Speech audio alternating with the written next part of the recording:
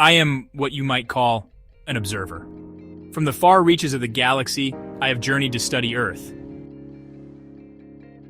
My arrival was cloaked in secrecy. I chose a form that would allow me to blend seamlessly with the human population. As I stepped onto the bustling streets of a city they call New York, I was immediately overwhelmed by the sensory assault. The cacophony of sounds, the myriad of smells, the constant motion, it was unlike anything I had encountered in my cosmic travels. The humans fascinate me. Their intelligence is evident in their towering structures that seem to scrape the very sky.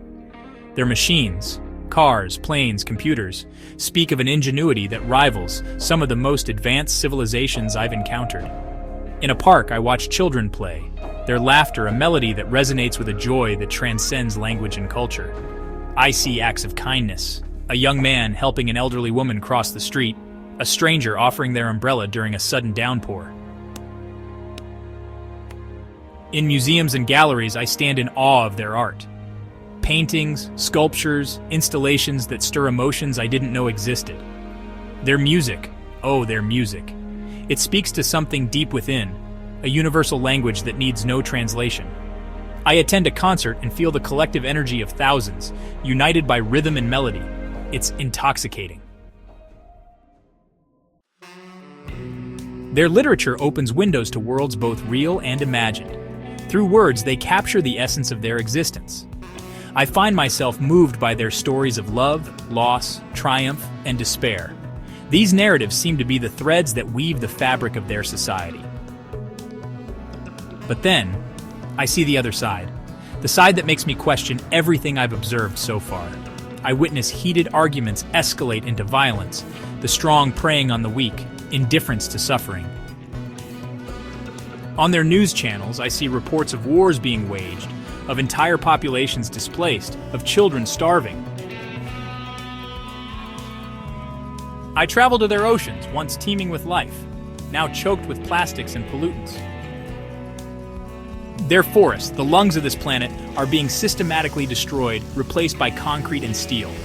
The air in some cities is thick with smog, a toxic blanket that speaks of unchecked industrial growth. I watch as species after species vanishes, the delicate web of life unraveling before my eyes. How can this be? How can a species capable of such beauty, such innovation, also be so destructive? It's in this moment that I realize humans are a paradox. They are creators and destroyers, nurturers and exploiters. They have the capacity for immense love and horrific cruelty, often within the same individual. Their rapid development is astounding, a testament to their adaptability and intelligence. And yet they seem blind to the delicate balance that sustains their world. Or perhaps, they choose to ignore it.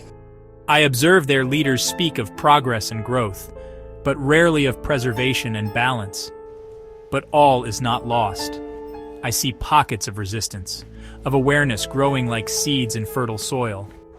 There are those who fight to protect what remains, who strive to educate and change the course of their species. Scientists work tirelessly to find solutions, to heal the wounds inflicted on this planet.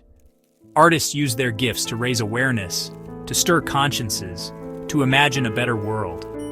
As I continue my observations, I find myself investing emotionally in the fate of this species and their home. Will they learn to harness their incredible potential for good before it's too late?